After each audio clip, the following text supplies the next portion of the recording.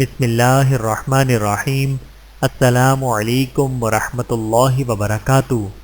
ماں کے قدموں تلے جنت حضرت جہمہ رضی اللہ تعالیٰ عنہ نبی کریم صلی اللہ علیہ وآلہ وسلم کی خدمت میں حاضر ہوئے اور عرض کیا، یا رسول اللہ صلی اللہ علیہ وآلہ وسلم، میں نے جہاد میں شرکت کا ارادہ کر لیا ہے اور آپ صلی اللہ علیہ وآلہ وسلم کی خدمت میں مشورہ کرنے کے لیے حاضر ہوا ہوں۔